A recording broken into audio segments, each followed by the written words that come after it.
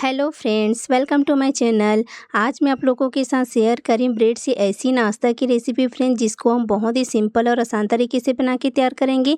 ये बचे वाले ब्रेड है, आप चाहो तो ताज़े वाले ब्रेड का भी इस्तेमाल कर सकते हैं। तो सबसे पहले हम इस नाश्ते को बनाने के लिए मिक्सर जार लेना है। फिर 2 से 3 हरी मिर्च, 1 इंच अदरक और 1 मीडियम साइज़ की प्याज को इस तरह से बारीक कट करके डाल देना है। मिक्सर जार में इस तरह से डाल देना है। और आधी कटोरी मैंने इस तरह से सूजी डाली। सूजी आप कोई सा भी ले सकते हैं, मोटी पतली कोई सा भी सूजी से इस नाश्ते को बना सकते हैं। तो मैंने आधी कटोरी सूजी ली है। और जो ब्रेड है ना, उसको इस तरह से टुकड़ों में तोड़ के डाल देना है। आप चाहो तो इसको कट भी कर सकते हैं। इस नाश्ते को बनाने के लिए मैंने आधी कटोरी सूजी और 5 से 6 ब्रेड को इस तरह से मैंने तोड़ के डाल दिए हैं। मैंने ज़्यादा इस्तेमाल नहीं किया ब्रेड का, तो इस तरह से आधी कटोरी सूजी और 5 से 6 इसमें ब्रेड तोड़ के डाल दीजिए। तो इस तरह से बारी बारी करके मैंने सभी ब्रेड को तोड़ के डाल दिए हैं। सभी ब्रेड को इस तरह से मिक्सर जार में डालने के बाद इसमें मैंने आधी कटोरी पानी डाले हैं। सिर्फ आधी कटोरी डालना फ्रेंड, ज़्यादा नहीं डालना है। और इसका स्मूथ हमको बैटर बना के तैयार कर लेना है। तो इस तरह से मैंने इसका स्मूथ बैटर बना लिया, इसमें कोई भी लम्स नहीं है। फिर एक कढ़ाई लीजिए गैस ऑन करके, और कढ़ाई में 1 चम्मच इस तरह से मैंने तेल डाले हैं। ज़्यादा तेल नहीं डालें, सिर्फ 1 ही चम्मच इस तरह से डालिए। और तेल का हल्का सा गर्म होने के बाद इसमें मैंने आधी छोटी चम्मच खड़ा जीरा डाले हैं, कच्चा जीरा। तो इस तरह से आधी छोटी चम्मच जीरा डालिए और आधी छोटी चम्मच काली वाली सरसों इस तरह से मैंने डाल दिए हैं। दोनों का हल्का सा कलर चेंज होने के बाद 1 मीडियम साइज़ के टमाटर को बारीक टुकड़ों में कट करके डाल दिए हैं। इस तरह से हम बहुत ही सिंपल तरीके से इस नाश्ते को बना के तैयार करेंगे फ्रेंड्स। और इन दोनों को 2 से 3 मिनट तक अच्छे से चला लीजिए। और एक कच्चे आलू को मैंने इस तरह से ग्रेट करके अच्छे से धो के ना इस तरह से डाल दिए हैं। इस तरह से कच्चे आलू से ना हम इस नाश्ते को बहुत ही सिंपल तरीके से बना के तैयार करेंगे।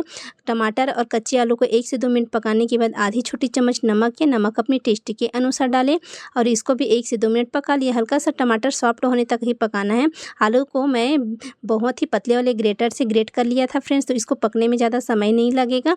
तो इस तरह से मैंने आलू और टमाटर को अच्छे से पका लिया। फिर इस नाश्ते में मैंने इस तरह से मैंने हल्दी डालें। हल्दी सिर्फ कलर के लिए डालें, आधी छोटी चम्मच। तो हल्दी डालने के बाद इन सबको अच्छे से मिक्स कर लीजिए। अच्छे से मिक्स करने के बाद जो बैटर हम लोग सूजी और ब्रेड का बना के रखे थे ना, उसको इस तरह से डाल दीजिए। गैस का फ्लेम लो टू मीडियम रखें और अच्छे से चलाते हुए इसको हमको डो फॉर्म में इसको ले आना है। तो इस तरह से बहुत ही झटपटे डो फॉर्म में आ जाता है। इस तरह गैस का फ्लेम लो रख के ना इस तरह से चलाते रहिए। 3 से 4 मिनट में ना बहुत ही अच्छे से हमारा डो बन के तैयार हो जाएगा। इस तरह से चलाते रहिए ताकि हमारे डो चिपके ना। तो 2 से 3 मिनट के बाद इस तरह से बहुत ही अच्छे से चिकना डो हमारा बन के तैयार हो गया है। इसी तरह का परफेक्ट डो हमको चाहिए इस नाश्ते को बनाने के लिए। तो इस तरह से डो अच्छे से बनने के बाद ना इसको एक प्लेट में निकालिए या बोर्ड में इस तरह से मैंने निकाल के तैयार कर लिया। बोर्ड में मैंने हल्का सा पहले से तेल लगा लिए थे, और हल्का सा ठंडा होने के बाद ना हाथों में तेल लगा लीजिए। और इस तरह से बहुत ही अच्छे से चिकना डो हमको बना के तैयार। इस नाश्ते को बनाने के लिए ज़्यादा समय नहीं लगता फ्रेंड्स, बहुत ही झटपट बन के तैयार हो जाती है। तो इस तरह से हाथों की सहायता से इसको मैंने अच्छे से चिकना डो बना के तैयार कर लिया। फिर इस नाश्ते को मैंने इस तरह से शेप दे दिया। आप चाहो तो अपनी मनपसंद अनुसार इसको शेप में दे सकते हैं। तो इस तरह से मैंने छोटा छोटा राउंड शेप में करके सिलेंडर का शेप दे दिया है। तो इस तरह से बारी बारी करके ना सभी नाश्ते को हमको बना के तैयार कर लेना। बहुत ही सिंपल और आसान तरीके से इस क्रिस्पी नाश्ता को आप ज़रूर से ट्राई कीजिएगा फ्रेंड।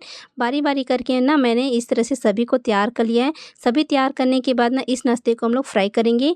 तो फ्राई करने के लिए एक पैन में मैंने इस तरह से 3 से 4 बड़े चम्मच तेल गरम कर लिए। तेल का हल्का सा गरम होने के बाद ना जो नाश्ता बना के रखे थे ना, उसको इस तरह से बारी बारी करके डाल देना है। इस नाश्ते को पकने में ज़्यादा तेल की ज़रूरत नहीं पड़ती। बहुत ही कम तेल में इस तरह से हम इस नाश्ते को बहुत ही क्रिस्पी बना के तैयार कर सकते हैं। सभी नाश्ते को इस तरह से डालने के बाद ना नीचे से हल्का सा कलर चेंज होने के बाद इस तरह से बारी बारी करके ना सभी नाश्ते को अलटते पलटते हमको क्रिस्प होने तक पका लेना है। बहुत ही झटपट ये क्रिस्पी हो जाता है।